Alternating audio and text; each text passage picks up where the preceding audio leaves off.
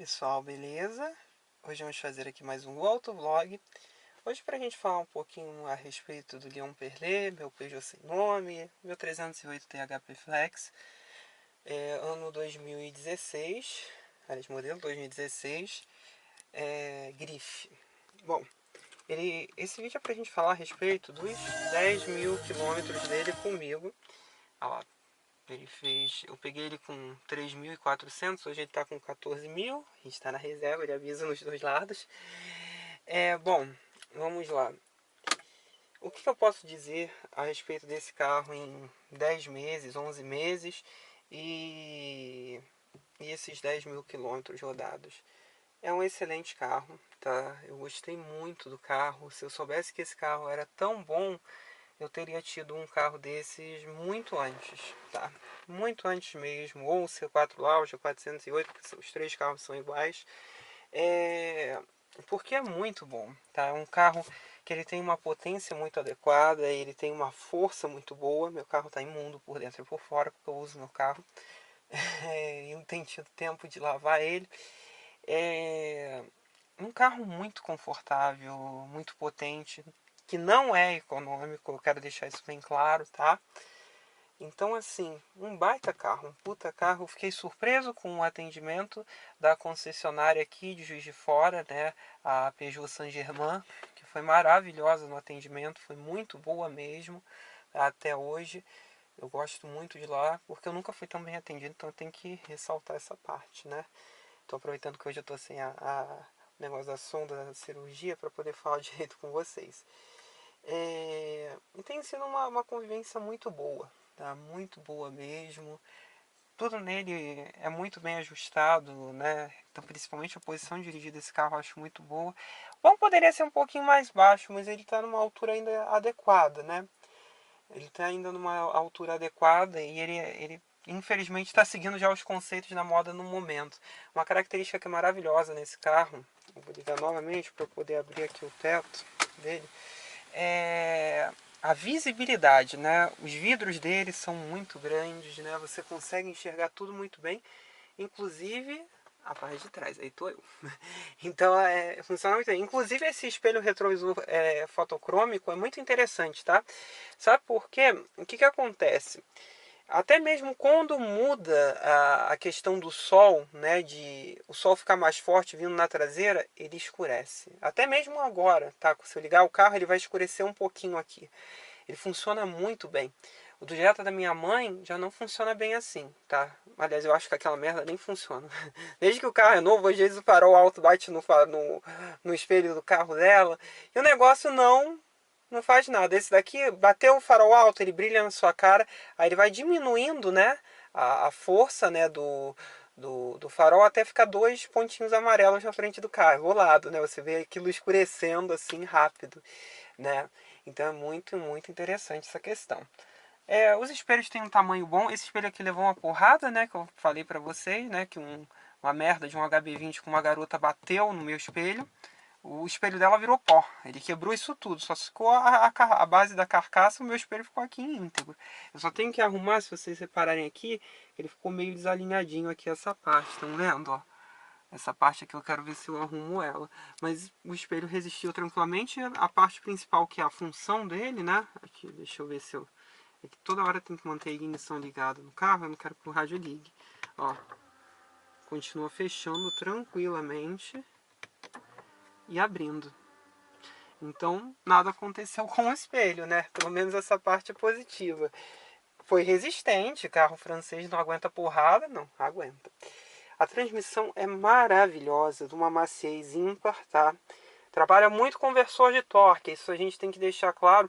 Eu queria fazer um vídeo para vocês a respeito dela, para falar que eu tenho quase certeza que a partir da quarta, quinta e sexta marcha, o conversor de torque é totalmente desativado. Ele não volta, tá? Eu tenho essa impressão muito clara. Enquanto da primeira, segunda e terceira marchas, que eu não consegui essa informação na internet, a primeira, segunda e terceira, o conversor trabalha muito, tá? Não é desativado. Um exemplo, essas caixas mais modernas de Ford, até mesmo da Honda, automáticas e bicíclicas, não automatizadas de dupla embreagem, o conversor de torque já desativa a partir da segunda marcha. O K, por exemplo, é um carro desses, tá? Uma coisa que é maravilhosa nessa transmissão, controle de neutro automático. Não é uma revolução, a gente sabe. O iZin, que era usado no Vectra lá em 94, 95, né, o Automatic 4, que muita gente acha que o Automatic 4 era todo da ZF. Não, o Automatic 4 que a Chevrolet vendia, que era o automático de 4 marchas, tinha a da ZF, que era o caso do Ômega e do Opala, e a iZin, que foi do Vectra e veio até hoje, né? Até pouco tempo atrás aí, que Zafira usou, Astra usou, todos esses carros automáticos de 4 marchas com motor família 2 usaram na Chevrolet. O que é o neutro automático? Quando você pressiona o freio e ele está numa angulação do carro mais ou menos plana, ele desengrena o carro em drive, né, para que o carro não vibre e economize combustível. Aí conforme você vai aliviando o pé no freio para ele voltar a andar, ele engrena sozinho, suavemente, e empurra o carro novamente. Se você bota o câmbio aqui no modo manual, isso é desativado. Se você bota o câmbio no modo esporte, isso é desativado, tá? Isso só funciona, essa função só funciona no modo eco e no modo normal do câmbio, tá? Outra característica que eu nunca sei se eu já falei ela, é quando você está com o câmbio no modo manual, o modo eco desativa automaticamente, tá? O modo eco ele não tem muito a ver, eu acredito que ele não tenha muito a ver com questões de injeção eletrônica e programação. É só a programação do câmbio, tá? Então, por exemplo, em estradas que aqui tem muita estrada que é zigue-zague, né? Aí você tem que botar tipo 60 km por hora. Eu quero botar o piloto automático porque eu gosto de piloto automático. O piloto automático tá aqui, tá? Eu ligo ele. Se eu botar ele com o câmbio em drive, isso não é culpa do carro não, tá? Que o carro é feito para ele funcionar da melhor forma possível e empurrar o mais rápido que ele possa, né? A questão do piloto automático não é economia, é questão de conforto. Então, quando eu boto o piloto automático ativado, em drive, ele vai manter a quinta marcha, né? Que aí vai ficar em torno de 1.200, 1.300 giros a 60 por hora. Aí eu boto ele no manual, empurro para ele entrar na sexta, ele entra em sexta, fica a 1000 RPM, tá? Ele empurra, isso que é absurdo, tá? Ele empurra muito bem a 1000 giros e fica em sexta, fica mais tranquilo para mim. E não sai da... O modo eco apaga no painel, mas ele não gasta mais por isso. Até muito pelo contrário, ainda gasta menos. Então é muito interessante isso, tá? Até devo fazer, quando vocês assistem um vídeo meu falando do Peugeot 308, desse carro daqui, prestem muita atenção sempre nesse contagiros aqui, porque é absurdo como esse carro anda em giros baixos o tempo inteiro, tá? Isso é uma característica muito interessante de como ele é muito suavecito, ele empurra muito bem. Para vocês terem uma noção, esse daqui é um motor THP Flex, né? Que é aquele motor que foi gerado em parceria entre a Peugeot, a Citroën e a BMW. Motor Prince, né? A 1000 RPM, ou seja, no ponto morto, esse carro ele já gera 16 kg de torque. É real, tá? É real, gente. Às vezes eu subo aqui de Simão Pereira, de Afonso Arinos, para vir para cá, para Matias Barbosa, aqui em Juiz de Fora. Eu boto ele em sexta marcha, nesse que eu falei, né, dos 60 por hora, porque a estrada é muito cheia de curvinhas, eu não quero ficar acelerando, freando, eu quero que o carro faça as coisas sozinho, porque eu quero conforto. Ele vai empurrando, é uma subida mesmo, tá? Não é uma subida fraca. O up, ele tinha o up automatizado, subia em terceira e quarta. Esse carro sobe em sexta a 1000, tá? E ele vai a 1000 RPM o tempo inteiro, tá? O tempo inteiro. É muito forte. A partir dos 1500, 1600, né? Você já está com a totalidade. 1400 giros você já tem a totalidade do torque, que é 24,5, né? Então aí ele vai empurrando, que é uma loucura. Aí ele vai empurrando, empurrando, empurrando. Muito bem, não portanto que ele tem uma relação longa de diferencial do câmbio. A 100 km por hora ele anda a 2000 RPM, então é muito bom, tá? É muito gostoso, é muito forte, tá? É realmente um carraço, tá? Isso eu estou falando de verdade, é impressionante essa questão desse carro. Da mesma forma que andar devagar com ele é muito confortável, andar rápido com ele também é muito bom. Ele é um carro alto, tá? Considerando os carros do segmento dele, né, quando a gente compara com Golf, com Cruze, né, é um carro alto. Ainda assim, ele é um carro dono de uma dinâmica que é muito semelhante à do Golf de eixo de torção Golf 7 e melhor do que a do Cruze Sport 6 Turbo, né? Uma característica que eu acho interessante, sempre me falaram, e eu sempre vi, tá? Não apenas me falaram, que o Peugeot sempre arrastava muito a frente. Esse carro é bem alto, tá? Ele não arrasta essa frente. Nem o centro dele, ele é muito alto, tá? Em relação ao solo. Não parece, né? Mas é. Ele é mais alto, por exemplo, do que um Renegade ou do que um HR-V ou uma Vitara, né? Que são SUVzinhos da moda para você não ter que arrastar a frente. Esse carro não arrasta a frente, é um hatchback médio. Então, assim, é muito interessante. Uma coisa que eu acho excelente nesse carro são os pneus, que são esses Michelin, né? Eu acho que eles são Primacy Sport 3, né? Eu agora não me recordo o nome deles. Bom, eu quando eu tiver que trocar eles, eu quero botar um perfil 50, porque dá, tá vendo? Para que ele fique mais macio, né? Que ele é um perfil 45, se vocês observarem. Isso daqui é tudo sujeira, tá? Eu tenho que lavar as rodas, não é que elas estejam todas arranhadas, né? Aqui foi o arranhão que ficou da bosta do HV20, né? O espaço interno dele é muito bom, né? Como vocês vão poder observar. Aquilo dali é aquelas coisinhas básicas que a gente bota no carro, para que ele não fique quente. Uma característica que ela é meio que negativa nesse carro. Se vocês repararem, ó, olhem ali na frente. Tá tudo claro, né? Esse vidro da frente, os vidros laterais são no tom normal. Aqui ele já é escurecido, né? Ele já é escurecido. Mas o que acontece? Como ele tem o teto todo de vidro, mesmo a cortina dele sendo grossa, se vocês repararem aqui, isso aquece muito o carro por dentro, tá? Principalmente no sol forte. Então isso é uma característica que eu acho que, bom, não tem nem como melhorar, mesmo com a forração térmica que esse teto já tem, tá? Esse vidro propriamente dito, ele tem uma proteção, é muito difícil de você conseguir controlar esse calorão, né, que a gente tem aqui. Então ele acaba virando uma estufa quando o carro está parado no sol. Por isso que eu boto aquilo, porque o próprio para-brisas dele é enorme, né? Então o calor vem todo para cá, né? Vai batendo aqui nos bancos, no painel, e ele reflete no interior e intensifica com o teto. O ar-condicionado, eu já fiz um vídeo, ele até que se mostrou mais eficiente agora, tá? Ontem, por exemplo, quando eu saí com o carro, tinha o painel ali, a central multimídia, indicava mais de 49 graus, tá? Então tava um calor dos infernos. E depois de uns 15 minutos, 10, 15 minutos, o ar-condicionado já havia gelado toda a cabine. Um absurdo. O 308, antes desse facelift, ele tinha um ar-condicionado aqui atrás, né? Eles desativaram, eles não tem mais, né? Um pecado. Isso não vai mudar porque o carro, a gente já sabe que o 308, esse carro aqui, ele já tá para sair de linha aqui na América Latina, né? Infelizmente, porque eu fico imaginando que se esse carro daqui já é tão bom, a ponto de eu achar que ele é muito semelhante a um Golf 7, que é um carro muito mais moderno, né, em termos de plataforma, você imagina um 308 atual, né? O 308 atual lá na Europa, ele faz 0 a 100 em 7 segundos, tá? Com câmbio automático e o mesmo THP. Esse daqui faz em 8 segundos, então é um espetáculo de carro. Não precisa nem de um motor grande para ficar parecido com o Golf GTI. Outra característica que deveria melhorar é esse apoio daqui, tá? Porque ele poderia ter uma regulagem para ele ficar mais firme ou mais alto. Tá? Eu acho isso daqui um probleminha, porque eu gosto dele mais alto. Para mim ele fica muito baixo, eu acabo usando do passageiro e não o meu, né? Outra característica, tá? Que não só de pontos positivos ele vive. Vocês estão vendo que aqui tem os airbags laterais, né? Nos bancos. O que acontece? Quando você está nessas ruas lunares onde eu moro, já estão ouvindo, né? Aí ficam batendo quando está em determinada posição, como acontece com aquele dali.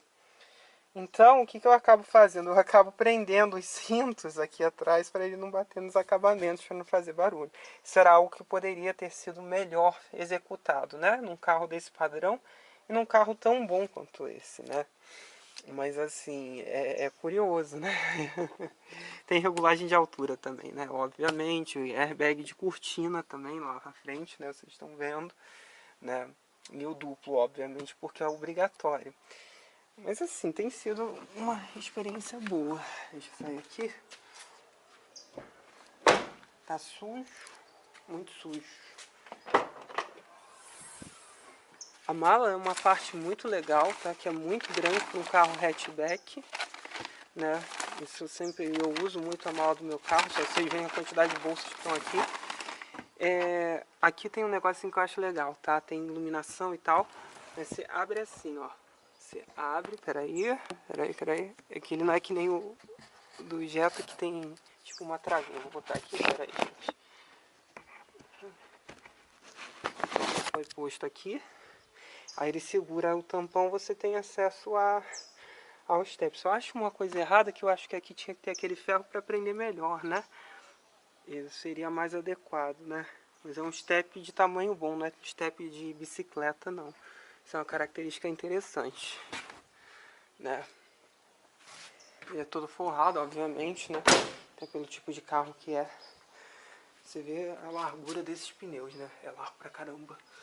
Uma coisa que eu acho um pecado é que esse para-choque daqui, no europeu, ele tem duas divisões, né? Essa parte daqui é separada dessa.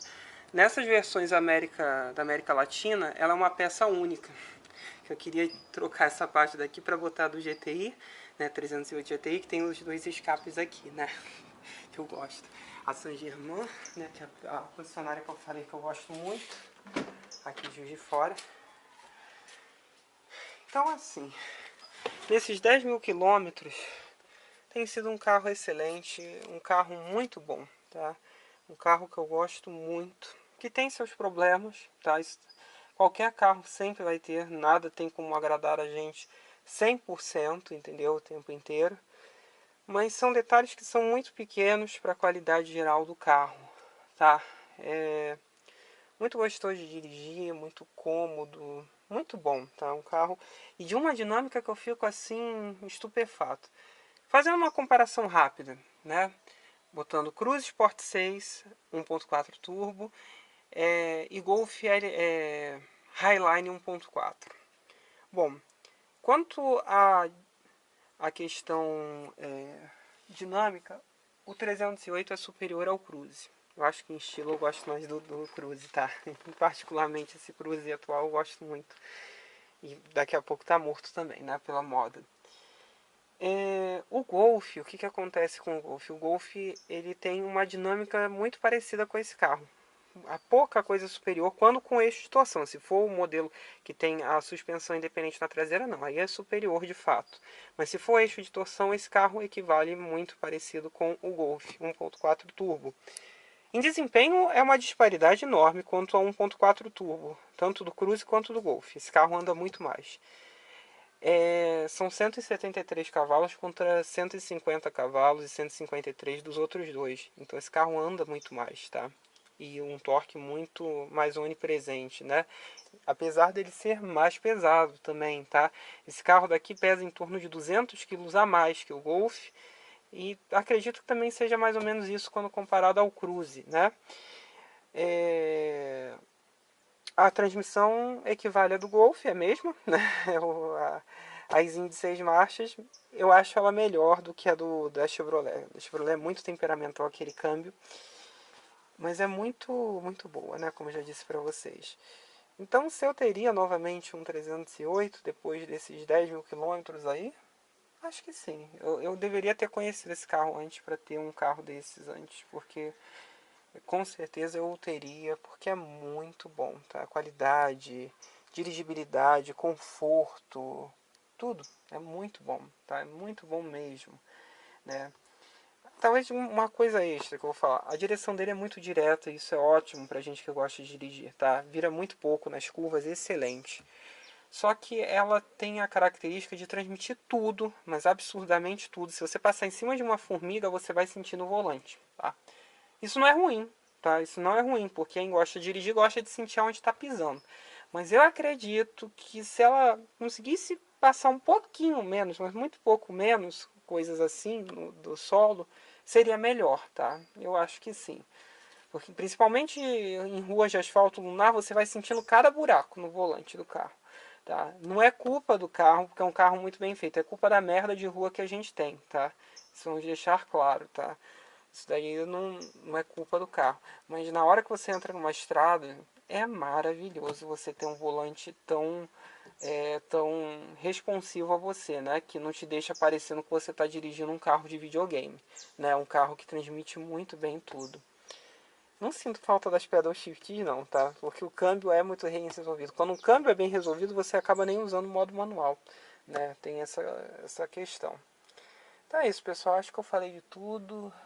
Nesses 10 mil quilômetros com 308. Tem sido um carro muito, muito bom, muito gostoso, tá? Eu super recomendo, não é econômico, já falei. Se vocês têm dúvida a respeito do consumo dele, pesquisem aí os vídeos anteriores, porque tem vídeo falando de consumo de cidade, consumo de estrada, álcool, gasolina, tudo.